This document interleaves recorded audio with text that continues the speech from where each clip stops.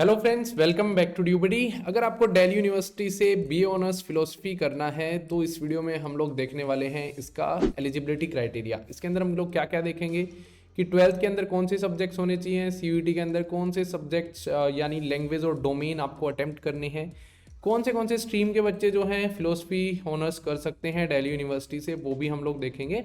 And ऐसे ही करके हमने बाकी कोर्सेज की वीडियोस भी बना रखी हैं जिनके लिंक जो है आपको डिस्क्रिप्शन में मिल जाएगी और ऊपर जो है आई टैप में आ जाएगी, वहाँ पे जाकर के आप चेक कर सकते हैं। डीयू के तो हमने लगभग सारे कोर्सेज को कवर किया है, बाकी यूनिवर्सिटीज़ की वीडियो जो है वो भी हम लोग धीरे धीरे डालने वाले हैं, तो आप चेक कर सकते हैं।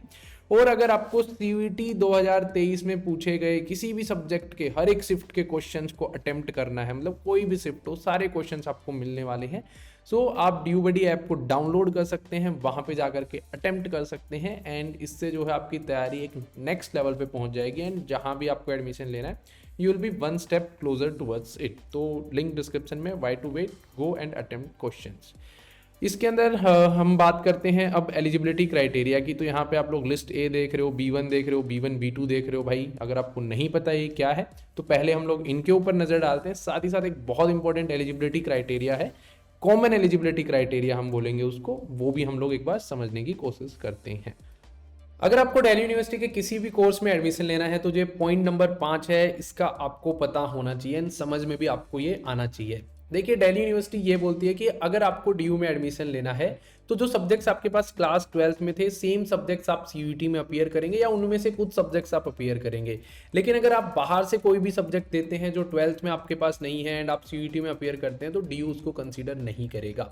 इसके ऊपर मैं एक डेडिकेटेड वीडियो ऑलरेडी बना चुका हूँ, आप जाकर के देख सकते हैं, लिंक नीचे डिस्क्रिप्शन में मिल जाएगी, ऊपर आई बटन में आ जाएगी, वहाँ पर जाकर के आप जरूर चेक कीजिएगा। उसके अलावा ये 3 लिस्ट है डीयू की, ये भी आपको पता होना चाहिए। लिस्ट ए के अंदर जो है लैंग्वेजेस होती हैं सारी, जो सीयूईटी में 1A 1B के नाम से दी होती हैं, डीयू उनको कंबाइन करके लिस्ट ए में रखता है। लिस्ट B1 के अंदर जो आपके मेन सब्जेक्ट देखेंगे आप डिफरेंट स्ट्रीम के, साइंस के, आर्ट्स के, कॉमर्स के, सारे दिखने वाले हैं। एंड लिस्ट B2 के अंदर जो आपके एडिशनल सब्जेक्ट्स होते हैं ये आपको दिखने वाले हैं। सो ये 3 चीज़ें आपको पता होनी चाहिए।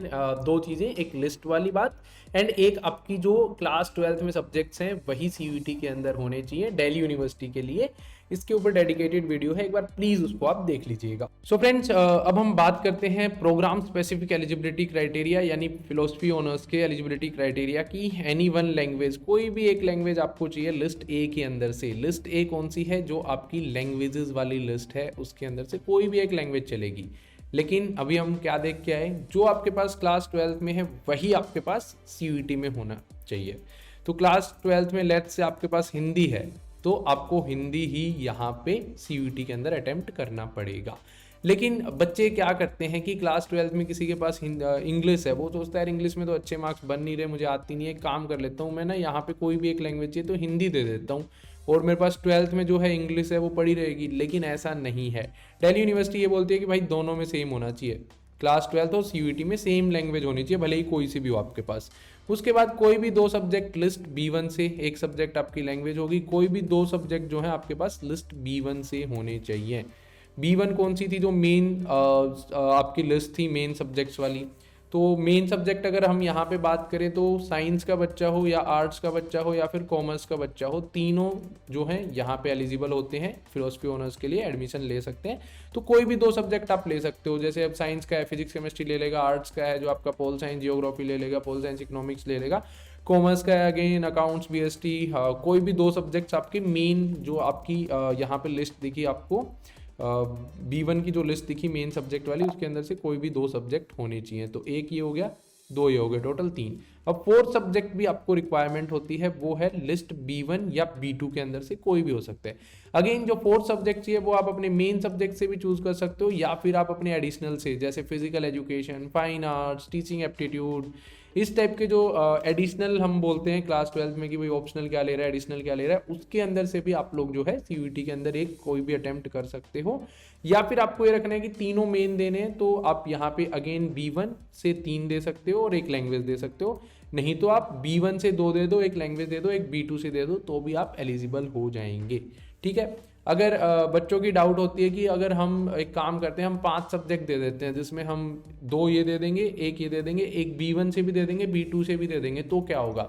कोई दिक्कत नहीं है इसके अंदर। दिल्ली यूनिवर्सिटी क्या करेगी, जिसके अंदर आपके ज़्यादा मार्क्स बन रहे होंगे उसको पिक कर लेगी एंड दूसरे को छोड़ देगी, तो आपको उसकी भी टेंशन नहीं है। अगर आप 4 से ज़्यादा सब्जेक्ट दे रहे हो, 5 दे रहे हो, 6 दे रहे हो, तो भी दिल्ली यूनिवर्सिटी जो है आपके बेस्ट बन रहे होंगे उनको पिक करेगा। लेकिन ध्यान ये रखना है कि जो 12th के सब्जेक्ट्स हैं वही आपको सीयूईटी में उनके अंदर से ही देने हैं। मतलब आपको 12th में 6 हैं तो भले ही आप 4 दे रहे हो, लेकिन चारों इसके अंदर से ही होने चाहिए। ये नहीं है कि कोई बाहर से आप दे रहे हो, ठीक है। सो आई थिंक आप लोगों को अब समझ आ गया है कि फिलोसफी का जो है एलिजिबिलिटी क्राइटेरिया क्या है। अगर कोई भी डाउट है तो इस वीडियो के कमेंट्स में आप लोग पूछ सकते हो। Will be happy to answer each and every query asked by you. And एक छोटी सी रिक्वेस्ट है हमारी तरफ से कि अगर आपकी हेल्प हुई हो, आपको ये वीडियो कुछ इन्फॉर्मेशनल एंड हेल्पिंग लगी हो, तो वीडियो को लाइक करना मत भूलिएगा, साथ ही साथ कमेंट्स में ज़रूर बताइएगा। थैंक यू, बाय बाय, मिलते हैं एक ऐसी ही वीडियो।